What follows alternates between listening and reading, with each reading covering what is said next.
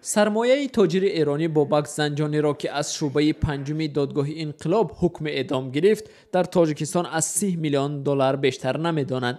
مقامات ایرانی اما ادعا می‌کردند که زنجانی از 500 تا 600 میلیون دلار در تاجیکستان سرمایه گذاری کرده است و با افراد با نفوذ حکومت رابطه مالی داشت. یکی از فرضیه‌های اصلی که در تاجیکستان همیشه مورد گفتگو بود و در مطبوعات هم حتی مطالب نشر شدن این است که گویا میانروی اصلی به تاجیکستان آمدن یا در تاجیکستان پیدا شدن بابک زنجانی این سابق وکیل مجلس نمایندگان مجلس عالی جمهوری تاجیکستان و سابق معاون رئیس ولایت خرطلان ولی جان ازبکوف است. گویا زمانی که او در دبی زندگی میکرد و بابک زنجانی هم شهروندی امارات متحده عرب را داشت در اونجا با یکدیگر شناس شدن و با واسطه میانروی ولی جان ازبکوف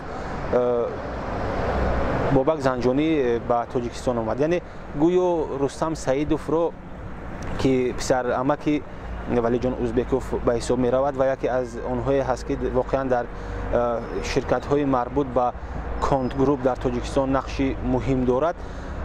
زمان راهبری این گروه شرکت ها را به عهده دارد. گویا در دبی با همدیگر شناس کرد بابک زنجانی و رستم سعیدوف را و به همین وسیله بابک زنجانی به تاجیکستان آورده شد.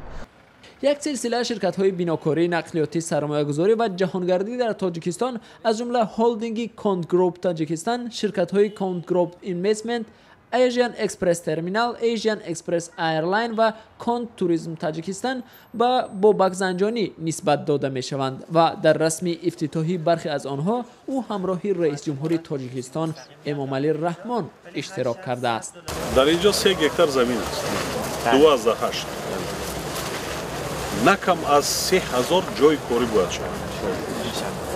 نکم از 3000 جای کاری شود.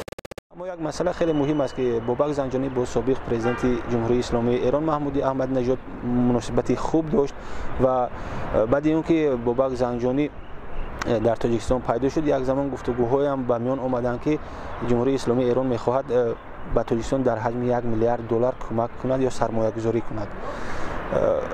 نه این وعده شد و نه اون چیزی که مثلا بابک زنجانی میخواست در تاجیکستان عملی کند. به هر صورت قسما برخی لایحه‌هایی که داشت عملی کرد به مانند هفت وکزل دوشنبه که واقعا یکی از بینوهای زیبای دوشنبه امروز به حساب میرود.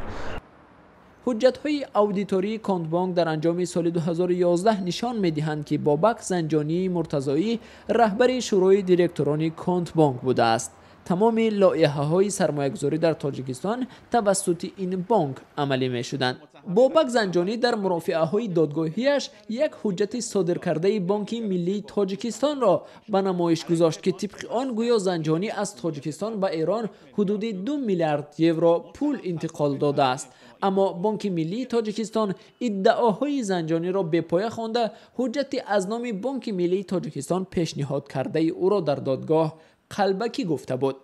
ضمناً طبق حکم دادگاه کل دارایی‌های زنجانی از تمام کشورهای جهان از جمله تاجیکستان باید به ایران برگردانیده شوند.